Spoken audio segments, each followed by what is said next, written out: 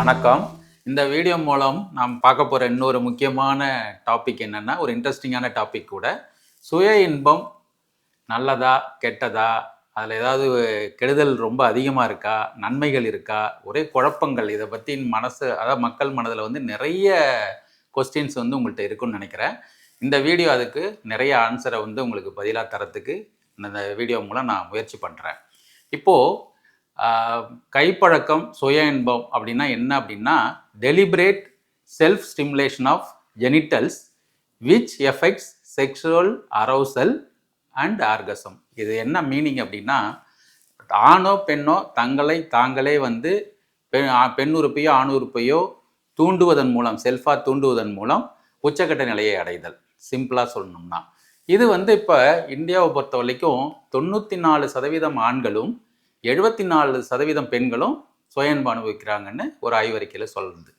அடுத்தது வந்து இதை வந்து நீங்கள் எப்படி எடுத்துக்கணும்னா, ஒரு செக்ஷுவல் டெவலப்மெண்ட்டில் பாலியல் பரிணாம வளர்ச்சியில் ஒரு ஸ்டெப்பாக எடுத்துக்கணும், ஒரு முதற் படிக்கட்டு மாதிரி.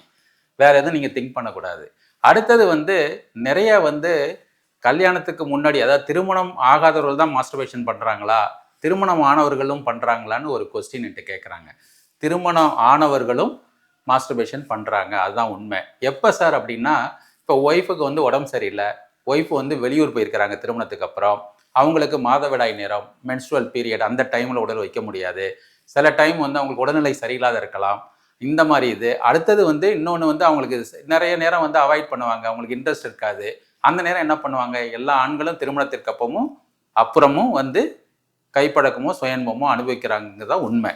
அடுத்தது இது வந்து சொசைட்டியில் வந்து ஒரு டபு அப்படின்னா, சோஷியல் டபு அப்படின்னா, சமுதாயம் எப்படி இதை பார்க்குது அப்படின்னா, அந்த கைப்பழக்கம் சுயன்பத்தை வந்து இயற்கைக்கு புறம்பானது, அன்நேச்சுரல், இது வந்து ஒரு இயற்கைக்கு புறம்பானது, நமக்கு வந்து நார்மலான லைஃபுக்கு இது வந்து ஒத்து வராது அப்படின்னு நம்ம சொசைட்டி நம்மளை ஃபீல் பண்ண வைக்குது. அதனால வந்து நிறைய பேர் என்ன சொல்கிறாங்கன்னா, என்கிட்ட வர பேஷண்ட்டு, சார் நான் ரொம்ப நாள் மாஸ்டர்பேஷன் பண்ணிகிட்டு இருக்கேன், எனக்கு வந்து உடம்பு வீக் ஆகிடுச்சு, ஆண் உறுப்பு வளைஞ்சு போச்சு, கண் பார்வை மங்களா தெரியுது, கண்ணுக்கடியில் கருப்பு வளையம் வருது, உடம்பு மெலிஞ்சு போயிடுச்சு, அடுத்தது வந்து எனக்கு வந்து ரொம்ப வீக்காக ஃபீல் பண்ணுறேன், தூக்கம் வர மாட்டேங்குது, இதெல்லாம் வந்து எனக்கு இதனால வந்திருக்குமோன்னு ஒரு பயம் இருக்குது சார்னு சொல்கிறாங்க.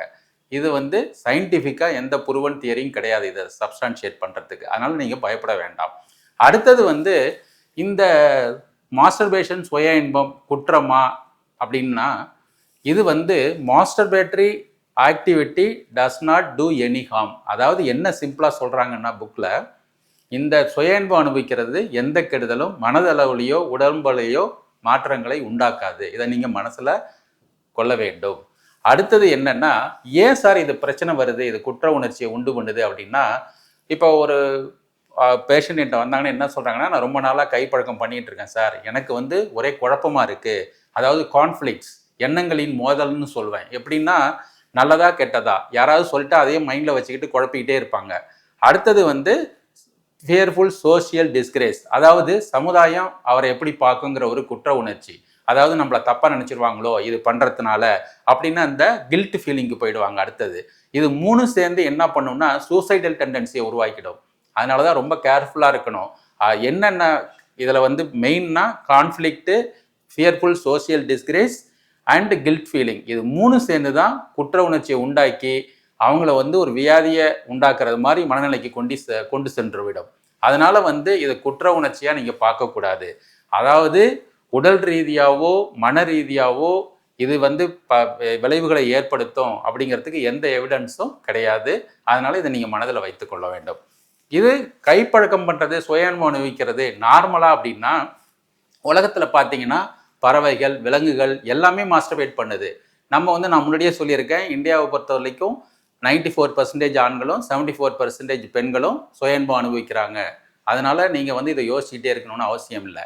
அடுத்தது வந்து இது வந்து இப்போ ஒரு ஆண் வந்து அவங்க லைஃப் டைமில் இப்போ மாஸ்டர்பேஷன் கல்யாணத்துக்கு முன்னாடி பண்ணல அப்படின்னா, கல்யாணத்துக்கு அப்புறம் அவங்களுக்கு என்ன ப்ராப்ளம் வருதுன்னா, உச்சக்கட்ட நிலைன்னா என்னன்னே தெரிய மாட்டேங்குது, விந்து வெளிப்படுறது, ஆனெஜாகுலேஷன் ப்ராப்ளம் வருது ஆண்களை பொறுத்த வரைக்கும். பெண்களுக்கு வந்து மாஸ்டர்பேஷனே பண்ணாத ஒரு பெண் கல்யாணத்துக்கு அப்புறம் என்ன ப்ராப்ளத்தில் வந்து என்ன பார்க்குறாங்கன்னா, அவங்களுக்கு ஆனார்கசம், உச்சக்கட்ட நிலைன்னா என்னன்னே தெரிய மாட்டேங்குது. இன்னொரு தேரி என்னன்னா, இது குற்றமாங்கிறத நீங்களே யோசிக்கலாம். யூஸ் இட் லூஸ் இட், அதாவது யூஸ் இட் ஆர் லூஸ் இட்னு சொல்லுவோம். பயன்பாடு இல்லைன்னா அது வீணாக போயிடும். அப்படின்னா என்ன சார்னா 18 வயசுல இந்த எஜாகுலேட்டரி ரிஃப்ளெக்ஸ் வந்து உருவாகுது. ஒரு அந்த நிலையில் 21 வயசுல வந்து எஸ்டாப்ளைஸ் ஆகிற ஒரு சிஸ்டத்தை வந்து கைப்பழக்கம் பண்ணிட்டு இருக்கிறவங்க திடீர்னு நிறுத்திடுவாங்க. யாராவது சொன்னால் இது கெட்டதுன்னு சொல்லிட்டாங்கன்னா அவங்க மனசில் பாதிப்பு உண்டாக்கி நிறுத்திடுவாங்க பாதியிலேயே.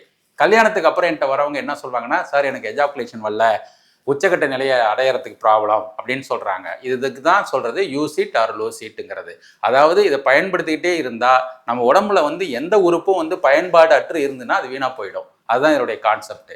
இன்னொரு ஈஸியான ஒரு உதாரணம் உங்களுக்கு நான் சொல்லணும்னா, இப்போ வந்து ஒரு டெஸ்ட் மேட்ச் கிரிக்கெட் விளையாட போறீங்கன்னா அதுக்கு முன்னாடி வலைப்பயிற்சி நெட் ப்ராக்டிஸ்ங்கிறது ரொம்ப முக்கியம். இது ஒரு நெட் ப்ராக்டிஸ் மாதிரி நீங்கள் எடுத்துக்கிட்டிங்கன்னா செக்ஷுவல் லைஃப்பில் நல்லா என்ஜாய் பண்ண முடியும். ஈஸியாக இதை ஞாபகம் வச்சுங்க. இது வந்து உடலுறவுக்கு ஒரு மாற்று வழி, ஆல்டர்னேட்டிவ் ஃபார் காய்டஸ் அப்படின்னு மைண்டில் வச்சுக்கணும். ரைட்டா? இதில் சில நன்மைகள் இருக்குது. என்ன சார் நன்மைகள் அப்படின்னாக்க, உங்கள் டென்ஷன் குறையும், உங்கள் மைண்டு வந்து ஃபோக்கஸ்டாக இருக்கும், உங்கள் இம்யூனிட்டி லெவல் அதிகமாகும், மூடு வந்து நல்லா பிரைட்டாக சந்தோஷ நிலைக்கு தள்ளப்படும். அடுத்தது வந்து உங்கள் உடம்புல இருக்கிற வலியெல்லாம் குறைய ஆரம்பிக்கும். டிஸ்மனோரியா மாதிரி பெண்களுக்கு இருந்ததுன்னா அந்த இதெல்லாம் வந்து குறைஞ்சிடும், அந்த சிம்டம்ஸ் எல்லாம். அடுத்தது ப்ராஸ்டேட்டிக் கேன்சர் வந்து 40% கம்மியாகுது சுய அன்பு அனுபவிக்கிறவங்களுக்கு கண்டுபிடிச்சிருக்கிறாங்க. ஐஜிஏ ஆன்டிபாடி, அதாவது அந்த ஆன்டிபாடி அதிகமாச்சுன்னா உங்கள் இம்யூனிட்டி லெவல் வந்து அதிகமாகுதுன்னு கண்டுபிடிச்சிருக்கிறாங்க. ஸோ உங்கள் ஸ்கின்லாம் நல்லா க்ளோவாக நல்லா ஷைனிங்காக இருக்கும், உங்கள் ஒர்க்கு ஃபோக்கஸ் வந்து ரொம்ப நல்லா இருக்கும். அடுத்தது இது எங்கே சார் வந்து இந்த கைப்பழக்கம் சுய அன்பு அனுபவிக்கிறது பயன்படுறது எங்கெங்கே யூசேஜ் ஆகுதுன்னா, செக்ஷுவல் மெடிசனில் இது ஒரு ட்ரீட்மெண்ட் ஆப்ஷனாகவே நாங்கள் யூஸ் பண்ணுறோம் நிறையா கண்டிஷனுக்கு. அடுத்தது வந்து இதனால வந்து என்னென்னா சொசைட்டியில் வந்து செக்ஷுவல் அப்யூஸு, ரேப், அடுத்தது வந்து ப்ரீமெரிட்டல் செக்ஸ் இதெல்லாம் வந்து ரொம்ப கம்மியாகுதுன்னு கண்டுபிடிச்சிருக்கிறாங்க. அடுத்தது வந்து இதனுடைய செக்ஷுவலி டிரான்ஸ்மிட்டட் டிசீஸ், அதாவது ஹெச்ஐவி இதெல்லாம் வந்து இன்ஃபெக்ஷன் ரேட்டும் கம்மியாகுது சுய அன்பு அனுபவிக்கிறதுனால. அடுத்தது வந்து இதனுடைய இன்னொரு இது என்னென்னா சீப்பான செக்ஷுவல் அவுட்லெட்டு, ஷியூராக ஆர்கசம் கிடைக்கும். அதனால வந்து லேபரட்டரிக்கு போகும்போது இன்னொன்று ஐவிஎஃப் குழந்தை இல்லைன்னு வர கப்பல் என்ன செய்வாங்க, விந்தணுக்கள் கொடுக்கணும்னா கைப்பழக்கம் சுய அன்பு அனுபவிச்சு தான் விந்து எடுத்து கொடுக்க முடியும். ஸோ லேபரட்டரிலையும் இது யூஸ் ஆகுதுங்கிறத நீங்கள் மைண்டில் வச்சுக்கணும். அடுத்தது வந்து இப்போ வந்து ஒரு கான்செப்ட் சொல்கிறேன். அதாவது செக்ஸில் ஈடுபடும் போது அடுத்தது செக்ஸ்லேயோ இல்லை வந்து கைப்பழக்கம் பண்ணும்போதோ இந்த ஆக்சிடோசின், டோப்பமைன் 2 ஹார்மோன் ரிலீஸ் ஆகுது. ஆக்சிடோசின் லவ் ஹார்மோன், டோப்பமைன் வந்து ஃபீல் குட் ஹார்மோன். இது ரெண்டும் வரும்போது என்ன அவங்களுக்குள்ளார மைண்டுக்குள்ளார திரும்பி மாஸ்டர்பேஷன் பண்ணும்போது இந்த 2 ஹார்மோனை சுரக்கிறதுனால ஆர்கசம் அடையும் போது ஒரு அடிக்ஷன் மாதிரி கொண்டுட்டு போயிடும். இப்போ ஒரு தடவை மாஸ்டர்பேஷன் பண்ணாங்கன்னா அன்னைக்கு அடுத்த நாள் ஏன் பண்ண தோணுதுன்னா இந்த ஹார்மோன்ஸ் தான் நமக்கு சந்தோஷத்தை உண்டு பண்ணிக்கிட்டே இருக்கும்.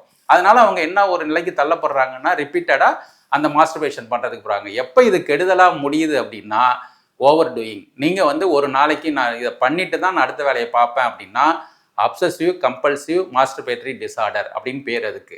அதாவது டெய்லி ரொட்டீனாக செய்கிற வேலையை விட்டுட்டு இதில் மட்டும்தான் நாட்டம் போகும். இந்த மாதிரி கண்டிஷன் இருந்தால் நீங்கள் செக்ஷுவல் மெடிசன் டாக்டரை கட்டாயம் அணுகி ட்ரீட்மெண்ட் எடுத்தே தீரணும். இப்போது நான் வந்து மாஸ்டர்பேஷன்னா என்ன, இதனால் என்ன நன்மைகள் கெட்டது எல்லாமே இந்த வீடியோவில் சொல்லியிருக்கிறேன். இதை வந்து நீங்கள் ஏற்றுக்கொள்கிறது அனுபவிக்கிறதெல்லாம் உங்கள் கையில் இருக்குது. இல்லை இது அபத்தமானது, அசிங்கமானது, ஆபாசமானது அப்படின்னு நினச்சிங்கன்னா உங்களே நீங்களை குற்ற உணர்ச்சிக்குள்ளார தள்ளி நீங்களே உங்களுக்கு வந்து மனநிலையை பாதிக்கிற அளவு கொண்டு போய் விட்டுரும். நன்றி, வணக்கம்.